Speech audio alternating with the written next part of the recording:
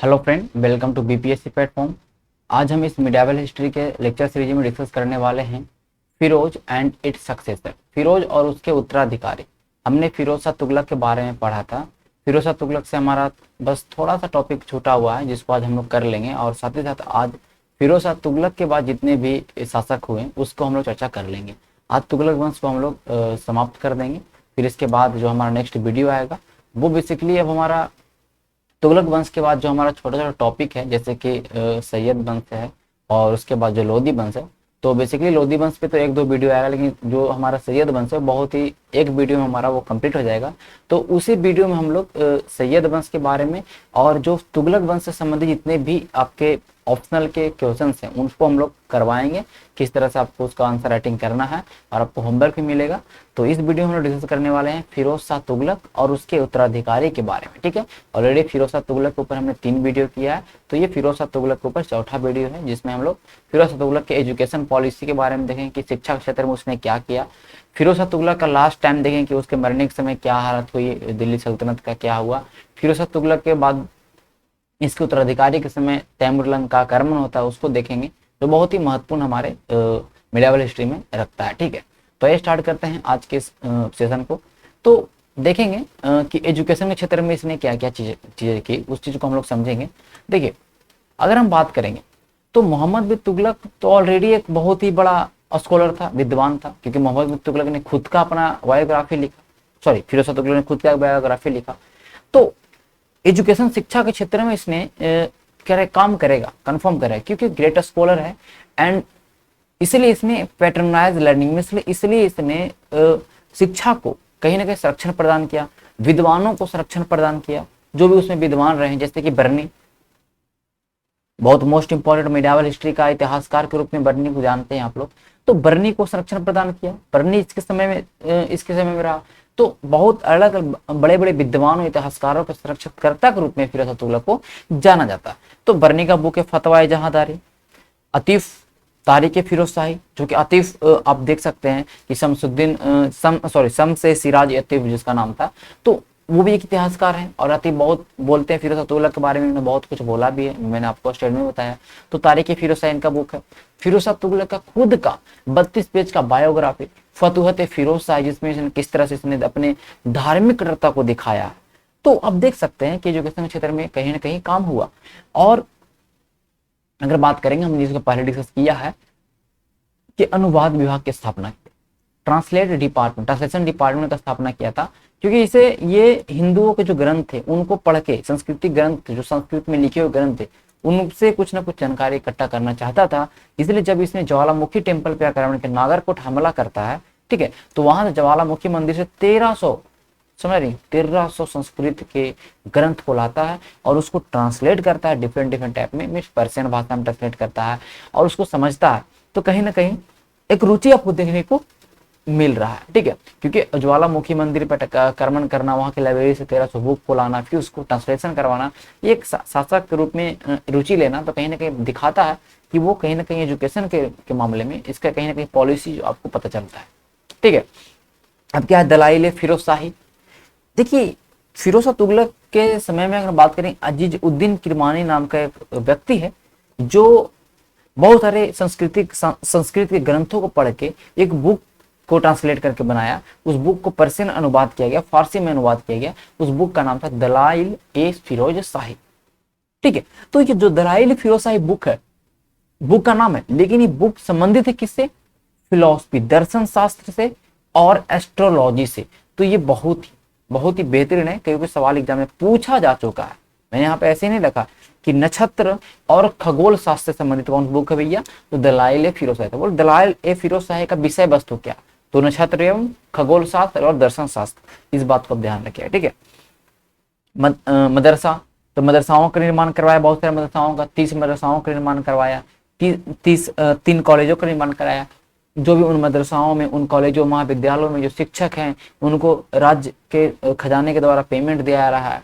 ठीक है, बहुत सारे जो स्टूडेंट पढ़ रहे हैं उनको छात्रवृत्ति मिल रहा है। तो ये देख सकते हैं कहीं ना कहीं ये एजुकेशन पॉलिसी आपको देखने को मिल रहा है जो एक अलाउद्दीन खिलजी फिरोज शाह तुगलक का आपको समझ में आ गया होगा। ठीक है, यहाँ तक कोई आपको दिक्कत नहीं होगा, यहाँ तक चीज आपको समझ पा रहे होंगे। ठीक है, तो बेसिकली हमने अभी तक फिरोज शाह तुगलक के बारे में ऑलरेडी हर एक चीज डिस्कस कर ही लिया है। रिलीजियस पॉलिसी हो, एजुकेशन पॉलिसी हो, उनका ह्यूमन वर्क हो, उनका PWD वर्क हो। ठीक है, तो अभी तक हमने इतना चीज देखा किस तरह से उसने कॉन्सिलेशन का जो पॉलिसी अपनाया, तुष्टिकरण की जो नीति अपनाया, उसको भी हमने बहुत अच्छे तरीके से समझा है।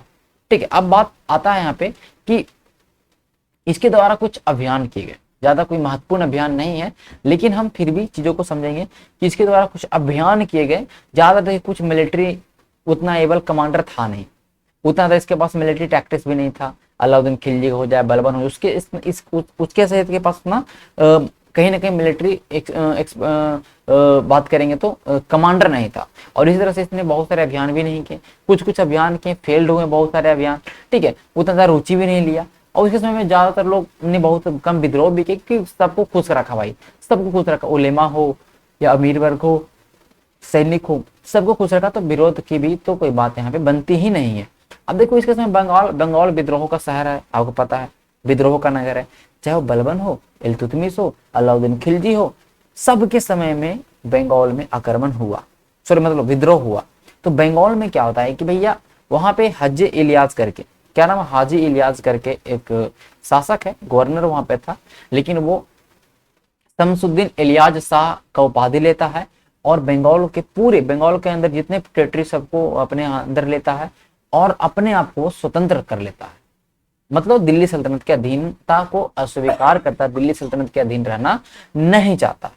ये चीज सही नहीं लगेगा सुल्तान को, और इसलिए फिरोज शाह तुगलक 2 बार आक्रमण, 1353 1354 में और 1359 और 1360, मतलब कि 2 आक्रमण। एक बार 1353 में आक्रमण करता है फिरोज शाह तुगलक, और जब आक्रमण करता है तो ये जो है शमसुद्दीन इलियास शाह जो है, ये अपने कैपिटल पांडुआ, कैपिटल उसका क्या था, पांडुआ को छोड़ के पांडुआ को लेफ्ट करता है और वहां से भाग के इकाडला का किला है। ये सब चीजें याद नहीं मत रखिएगा, ठीक है, समझिए बातों को कि बस आपको जब मिलिट्री एक्सपीडिशन लिखना हो तो बस इसलिए दे कि बंगाल पे आक्रमण किया बट फेल्ड हुआ।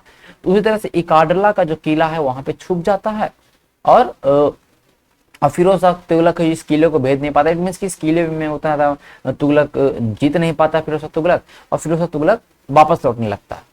फिर इलियाज है, वो जब फिरोज शाह तुगलक वापस लौटने लगता है तो फिरोज शाह तुगलक उसको फॉलो करता है, लेकिन फिर फिरोज शाह तुगलक के द्वारा हरा दिया जाता है।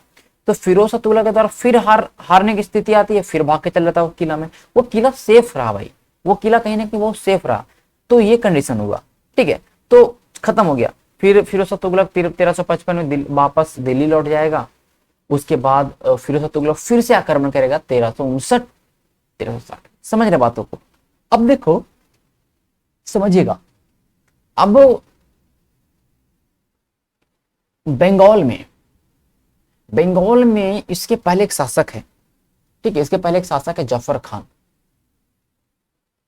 ठीक है, किसके पहले, तो शमसुद्दीन इलियास शाह के पहले भी एक शासक था जफर खान, और ये जफर खान के बाद ये बैठा हुआ था शमसुद्दीन इलियास। तो जफर खान का जो सन इन लॉ है, दूसरा बार जब आक्रमण करने आता फिरोज शाह तुगलक, तो ये जो सन इन लॉ है, जफर खान का सन इन लॉ है, वो हेल्प मांगता है कि हमको बंगाल जितने में हेल्प करिए। तो बोला चलो मैं तुम्हारा दुश्मन मेरा दुश्मन एक है, चलो हम हेल्प करेंगे। लेकिन उस समय ध्यान रखिएगा, फिरोज हेल्प करने के लिए मानता है, लेकिन अब शमसुद्दीन इलियास के समय, इलाज के बाद उसका डेथ हो चुका है। After the death of Shamsuddin Ilyas Shah उसका बेटा बैठता है, और उसका बेटा जो बैठेगा वो अपने पिता के ही चीजों को, उसका बेटा का नाम है सिकंदर, अपने पिता के चीजों को पालन करेगा, उसी तरह से ये नीति अपनाएगा।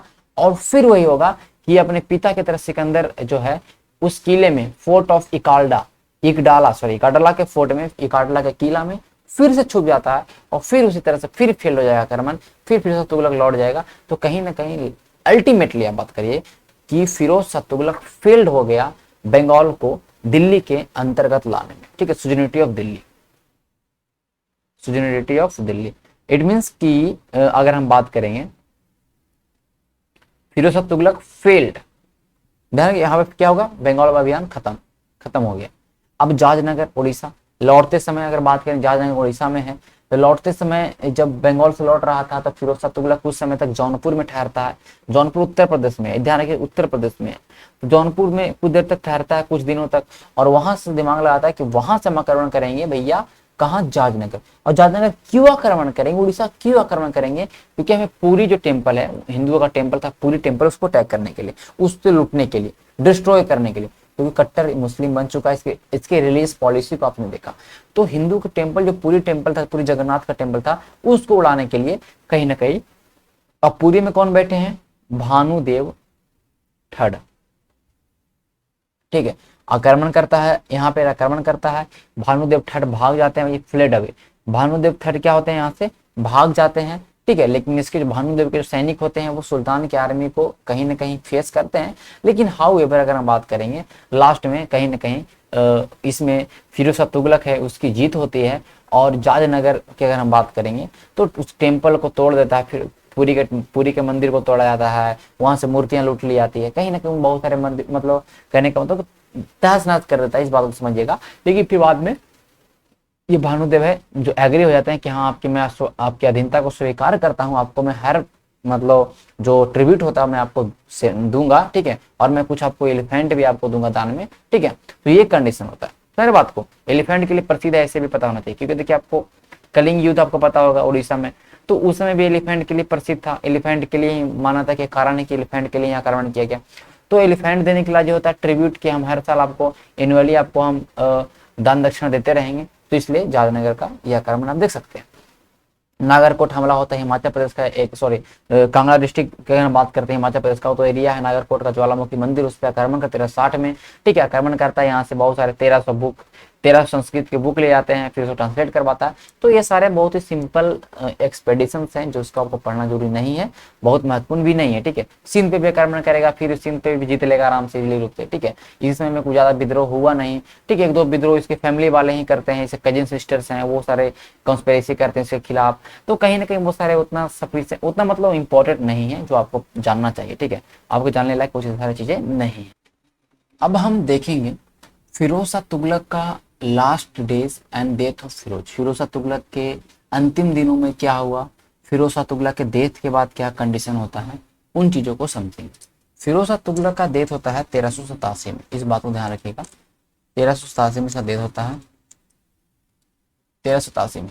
लेकिन ये अपने डेथ से पहले ये इसने डिसाइड किया था कि अपने सबसे प्रिय पुत्र इसका जो था फतेह खां, उसको हम अपने गद्दी पे बैठाएंगे। लेकिन फतेह खां का डेथ 1374 में ही हो जाता है, तो एक सपना टूट गया। फिर सोचता है चलो इसके बाद ये जब एक और पुत्र था जफर खां, इसको बनाएंगे, इसका भी डेथ हो जाता है। तो दोनों पुत्र की मृत्यु हो जाती है। तो अब उसको लगता है कि अब गद्दी पे किसको बैठाएं भाई, क्या कंडीशन है, तो कहीं ना कहीं प्रॉब्लम होता है। तो फिरोज शाह तुगलक अपने तीसरे पुत्र, ध्यान रखिए, अपने तीसरे पुत्र मुहम्मद शाह, ठीक है, मुहम्मद शाह को गद्दी पे बैठाने का काम करता है। मुहम्मद शाह, ये गद्दी पे बैठाया नहीं, तो मोहम्मद शाह को गद्दी पे बैठाने का काम करता है फिरोज शाह तुगलक। लेकिन फिरोज शाह तुगलक की अगर हम बात करेंगे तो इस समय जो वजीर है, वजीर मैंने बताया खान ए जहां, खान ए जहां बहुत ज्यादा पावरफुल हो जाता है। तो खान ए जहां चाहता है कि ये जो सुल्तान का तीसरा पुत्र है मोहम्मद शाह, इसको भी हम मार दे तो कहीं ना कहीं गद्दी पे हमें मिल जाएगा। तो खान ए जहां के डर से अगर बात करेंगे और मोहम्मद शाह के प्रति बहुत ज्यादा षड्यंत्र चाहता है, तो मोहम्मद शाह भाग के कहाँ चल जाता है, सिरमौर, ठीक है, सिरमौर चला जाता है। तो अब गद्दी पर जो बैठेगा, अब जो गद्दी पे बैठेगा वो गद्दी पे बैठेगा, ध्यान रखिएगा, फिरोज शाह तुगलक के बाद वो बैठेगा तुगलक शाह। कौन बैठेगा, तुगलक शाह, जो गयासुद्दीन तुगलक द्वितीय के नाम से भी जाना जाता है। इसका कार्यकाल देख सकते हैं 1 साल। कितना कार्यकाल साल है, कार्यकाल मात्र 1 साल। तो तुगलक शाह गद्दी पे बैठेगा। अब तुगलक शाह जब गद्दी पे बैठेगा तो ये बहुत बड़ा, कहने का मतलब शासक है नहीं। और ये तुगलक शाह कौन है, तो ये फतेह खां का पुत्र, ठीक है, फतेह खां का पुत्र है। ये अबू बकर की बात कर ले, जफर खां का पुत्र है, तो ये याद होना चाहिए, ठीक है, जफर खां का सन। अब ये फतेह खां, इसका पुत्र तुगलक शाह गद्दी पे बैठता है 1387 से लेकर 1388 में, इस बात को ध्यान रखिएगा। लेकिन कहीं ना कहीं अगर हम बात करेंगे तो जो प्रिंस मोहम्मद है, ये मोहम्मद शाह जो देख रहे हैं, जो कि फिरोज शाह तुगलक का बेटा है, तो ये बहुत ट्राई करता है इस थ्रोन को कैप्चर करने के लिए, हालांकि नहीं कर हो पाता है यहाँ पे, ठीक है, यहाँ पे कहीं कहीं ना नहीं हो पाता है। लेकिन जो गयासुद्दीन तुगलक जो गद्दी पे बैठा है वो फिजिकल प्लेजर में हमेशा रहेगा, वो इनकैपेबल रहेगा, सारे नोबल डिससेटिस्फाइड हो जाएंगे, असंतुष्ट रहेंगे सारे नोबल। तो इसी चीज का फायदा उठा के अबू बकर, अब देखिए अबू बकर कौन है, जफर खान का पुत्र है और इसका एक तरह से भाई है, तो अबू बकर है जो गद्दी पे बैठता है। इस मौके का फायदा उठा के तुगलक शाह को हटाता है गद्दी पर और अबू बकर गद्दी पे बैठता है। लेकिन अबू बकर का भी ज्यादा समय तक, कहने का मतलब ये हुआ कि शासनकाल ज्यादा तक नहीं रहा, इससे भी लोग कहीं ना कहीं डिससेटिस्फाई हो गए। और फिर इस मोहम्मद शाह, ये जो पुत्र है, ये फिरोज शाह तुगलक का जो पुत्र है, ये प्रिंस मोहम्मद में बोल रहे हैं, यहाँ पर मैं लिख दूं प्रिंस मोहम्मद शाह, ठीक है। प्रिंस मोहम्मद शाह को हेल्प करता है नोबल्स लोग, और अमीर लोगों के हेल्प से, मतलब कहने का मतलब जो कुलीन वर्ग उनके हेल्प से नसरुद्दीन मोहम्मद शाह का टाइटल लेके वो गद्दी पे बैठता है। नसरुद्दीन मोहम्मद शाह, देखिए तो कहाँ से स्टार्ट किया था मोहम्मद शाह के, स्टार्ट यहाँ बैठेंगे, लेकिन फिर लास्टली जाके 1390 से लेके 1394 तक की गद्दी पे बैठता है। और गद्दी कुछ पावरफुल नोबल्स होते हैं उसके सपोर्ट्स को लेके बैठता है, लेकिन ये खुशी ज्यादा दिन तक इसको नहीं हो पाता, कहते हैं ज्यादा दिन तक नहीं, 4 साल ही बैठेगा, और 1394 में इसकी डेथ हो जाएगी कुछ हेल्थ इशू के कारण। तब इसे गद्दी पे कौन बैठेगा, इसका सन, इसका बेटा मोहम्मद शाह का बेटा अलाउद्दीन सिकंदर शाह, इसका नाम हुमायूं था लेकिन अलाउद्दीन सिकंदर शाह के नाम से गद्दी बैठता है। और ये मात्र 16 दिन तक, तो सबसे कम समय तक जो शासन किया दिल्ली सल्तनत में, वो कौन सबसे कम समय तक कौन किया, अलाउद्दीन सिकंदर शाह। तो ये भी एक यहाँ पे बहुत इंपॉर्टेंट स्टार मान लीजिए, 16 दिन तक शासक बना अलाउद्दीन सिकंदर शाह बना, कोई दिक्कत यहाँ तक नहीं होगा।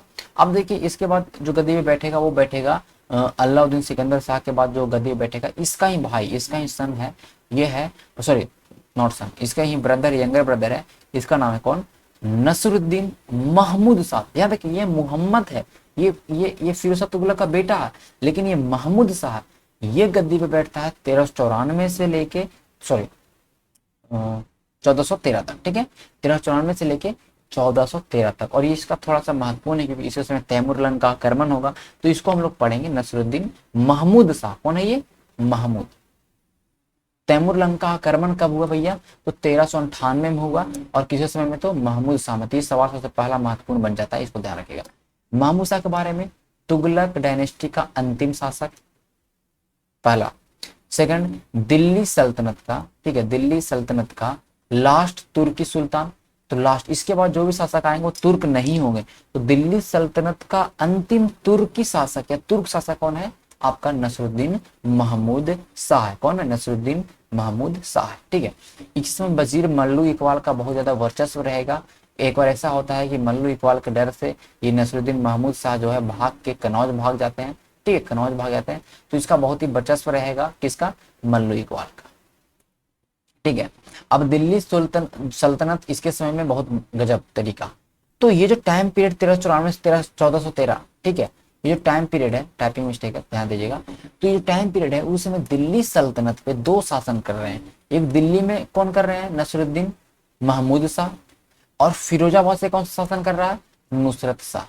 देखिए दिल्ली सल्तनत में दो शासक, एक फिरोजाबाद में नुसरत शाह और एक दिल्ली में आपका महमूद शाह, ये दो शासन कर रहे हैं। और जौनपुर स्वतंत्र हो चुका है, एक मलिक सरवर नाम का एक किन्नर है, मलिक सरवर नाम का एक किन्नर है, इसके अगुवाई में, ठीक है, इसके अगुवाई में जौनपुर स्वतंत्र हो गया। देखिए जौनपुर स्वतंत्र हो गया मतलब ये जो आप समझ लीजिए कि दिल्ली सल्तनत जो है, इसके समय में दिल्ली सल्तनत एक छोटे से, कहने का मतलब कि एरिया में बहुत सिमट के रह गया।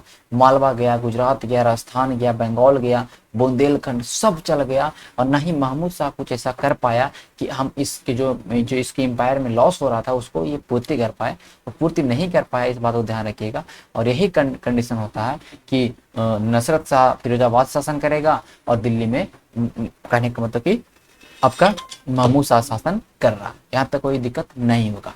अब देखिए इसके समय में सबसे बड़ी जो घटना घटती है वो घटना घटती है तैमूरलंग का, तो इसको पढ़ते हैं। तैमूरलंग का आक्रमण होता है 1398 में। तैमूरलंग का जन्म होता कहाँ, ट्रोंक्सियाना में। कहाँ होता है? ट्रोंक्सियाना में। ट्रोंक्सियाना जो आधुनिक उज्बेकिस्तान वाला एरिया है, यहाँ पे जन्म होगा। ये तुर्क मंगोल है, मंगोल है लेकिन तुर्क कन्वर्टेड है। तुर्क मंगोल के बरलास कुल से, ठीक है, वरलास कुल के चगतगाई तुर्क है, ठीक है, चगतगाई तुर्क है। मैंने थोड़ा सा डिटेल इन्फॉर्मेशन डाला, ठीक है। इसने अपना बायोग्राफी, इसने अपना जीवनी लिखा, तुजुक ए तैमूरी या मलफजत तैमूरी, इसका खुद ही अपना बायोग्राफी लिखा। तैमूर लंग बहुत ही आप समझिए कि योद्धा है, बहुत ही पावरफुल है, ठीक है। मंगोल है तो पावरफुल होगा ही। 1398 में आक्रमण करता है। अब देखिए इसका टाइटल क्या है? पृथ्वी पर ईश्वर का कोड़ा। तो पृथ्वी पर इसको ईश्वर ने भेजा है मतलब दंड देने के लिए। शाहिदे किरण मतलब भविष्य के व्यक्ति का स्वामी, जो व्यक्ति भविष्य में आएंगे उनका स्वामी होगा। तो तैमूर लंग का हमें ज्यादा नहीं पढ़ना, हमें बस इतना ध्यान रखना है किसके समय आक्रमण हुआ। तो महमूद शाह के समय में 1398 में आक्रमण किया, दिल्ली पे आक्रमण किया 1398 में, और 15 दिन तक दिल्ली को लूटा और वापस जाने लगा। तो खिज्र खान नाम का एक व्यक्ति है, उसको दिल्ली, मुल्तान, दीपालपुर, लाहौर के पर मतलब दे देता है, ठीक है। उस एरिया में मतलब कहता है गवर्नर रहो, मतलब उस एरिया में तुम रहो, ठीक है। अब जब ये होता है, अब देखिए इस समय जो ये महमूद शाह है ये भाग चुके हैं, ठीक है। ये कहा कर चुके हैं, ये भाग चुके हैं। तो ध्यान रखिएगा जो महमूद शाह है अपने राज्य को बचा नहीं पाता है, क्योंकि बहुत ही पावरफुल है भाई। ये दिल्ली को ही नहीं लूटा, ये आगे जाएंगे मेरठ को लूटेगा, हरिद्वार को लूटेगा, कांगड़ा को लूटेगा, उधर कश्मीर लूट लेगा। बहमानी किंगडम के शासक भी इसके सामने कहीं ना कहीं अधीनता स्वीकार करते हैं। तो बहुत ही पावरफुल होता है, पूरी तरह से दिल्ली को बर्बाद कर देता है तैमूर लंग। तो कहीं ना कहीं ये कंडीशन होता है, जब वापस जाने लगता है तो खिज्र खान को इन लाहौर, दिल्ली, मुल्तानपुर इस एरिया पे बैठा देता है, ठीक है। अब ध्यान रखिएगा, जो अगर हम बात करेंगे नसरुद्दीन, ध्यान रखिएगा, मैं इन्हें में लिख दूं, एनेमेस वापस आएगा और इस खिज्र खां को दिल्ली से भगा देगा, दिल्ली से भगा देगा, ठीक है। दिल्ली से भगा देगा खिज्र खां को, और दिल्ली की गद्दी पे कौन बैठ जाएगा?